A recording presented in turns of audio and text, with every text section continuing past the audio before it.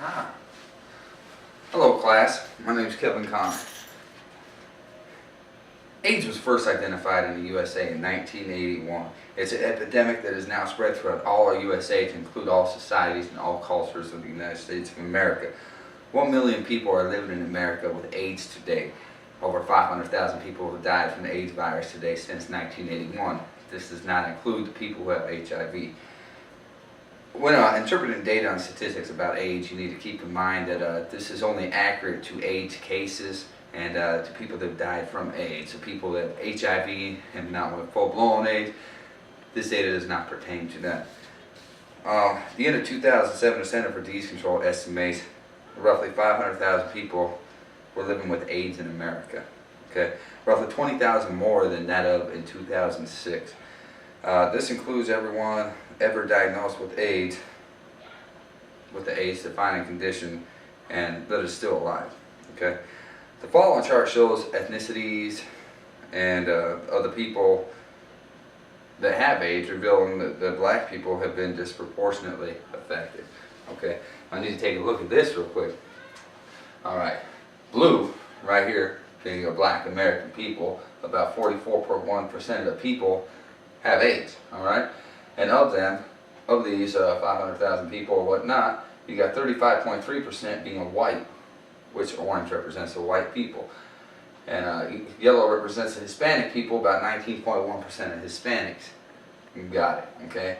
Now American Indians, Alaskan Natives, and Native Hawaiians and Asians all down to 1%, under 1%, 0.4%. All right. Now, them are the people that have AIDS in America through ethnicities, okay?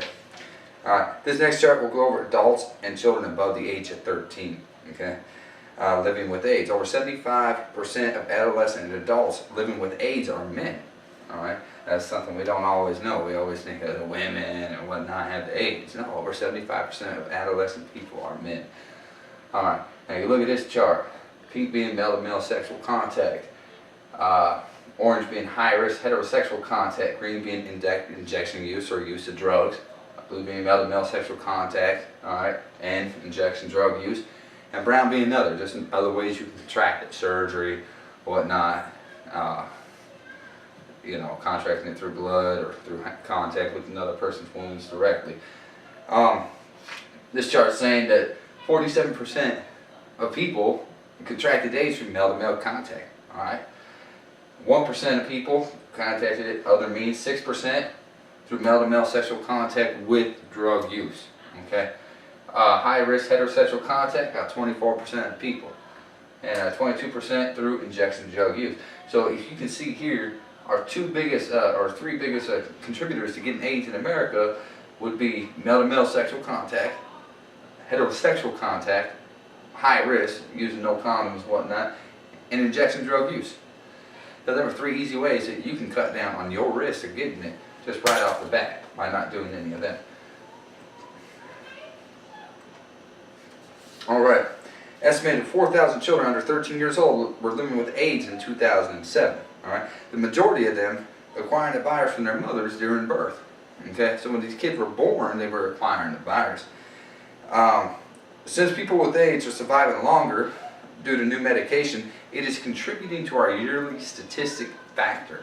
Alright, what this means is, due to the medication that's out on the market today to keep people alive longer with AIDS, it's making our number as a whole in the USA for AIDS infected people go higher, because now we got the same. For example, you have the same amount of number of people getting affected each year, and now you got these people from the previous year that normally would have died without the medication, they're alive now, adding to our numbers. So now you have that many more people. Alright, since this trend will continue as long as the number of new diagnoses exceeds the number of deaths from AIDS. Okay, in June of 1981, the first case of AIDS was reported. Okay, in the USA. During the 80s, there were rapid increases in the number of people with AIDS. Alright, in the 93, there were rapid increases too. It wasn't until 1996 that the increases had mellowed out, stopped, or started to stay constant. Okay, that's a long time, folks, of developing medication and whatnot in order to get this virus under control. The following chart goes over AIDS diagnosis and deaths resulting from AIDS, okay? And what I want you to look at here, I know it might be a little hard to see, I'll just go ahead and outline it for you. This bottom chart goes from 1981 to 2007 in the years. This goes from 0 to 80,000, represent the number of people, alright? You got a yellow line and you got a brown line. The yellow line being the line of people diagnosed with AIDS, and brown line being the line of people with deaths. Now, in 1981, first reported case of AIDS, you get the yellow line all the way down here because there weren't that many people diagnosed with AIDS during that time, not that many people died from it, okay? Wasn't until about 10 years later that you had your people start to knock off from AIDS, die left and right, okay? You see right here, it peaked, the AIDS cases peaked about 80,000, say to 80,000 from the years of about 1990 to 1993, okay?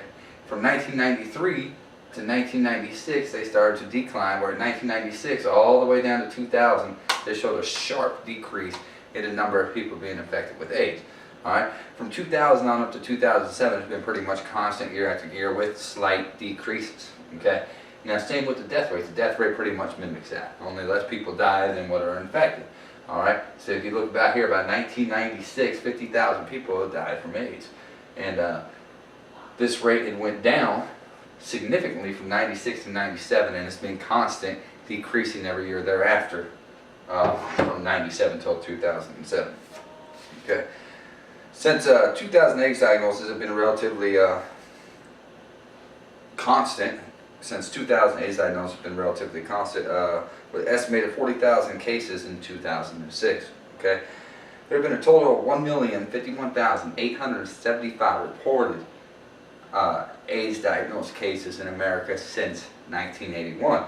All right, the death rate of people with AIDS has also remained significantly constant since 1997 and on. Okay, there have been in the past year, there have been estimated 15,000 deaths in the past year from AIDS alone. Okay, and 583,298 deaths roughly estimated from 1981 until now, till present. So if you ask me, we're doing a lot better than most people think. Okay, especially these medications will get under control.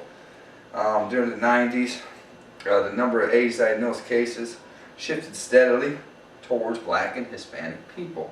Alright, started out with the white person, male-to-male contact, and it got shifted towards black and Hispanic people. Now keep in mind, even though it shifted significantly towards them and their numbers raised, the white people still are in the lead with personnel infected for AIDS. Okay, there were estimated 28 pediatric cases of AIDS in the year 2006. Alright, 195 in 1999 and 896 in 1992. What's that saying is, in 1992 we had 895 pediatric cases. We didn't really know the technology or medication too well, so we couldn't prevent it. All right. Now they're doing more testing of AIDS in pregnant women, and as soon as they find out pregnant women have AIDS, they're getting their sons and they're getting the women on an antiviral medication. And what this does, the antiviral medication, is it'll hold the syndromes for the women, and for the kids, it'll help them not to get the AIDS virus, okay? So the kids will be born without it. So the sooner the doctors can catch this, the sooner they can prevent the kids from getting the stuff as well, all right? The age group 35 to 49 is the most common age group for people that have AIDS in America today. It is not common for someone to live past the age of 45 once they're diagnosed with AIDS, because that's a common age. The death of the AIDS diagnosed people, the age group of the people that die from AIDS is generally 45. Okay. That concludes my speech on AIDS.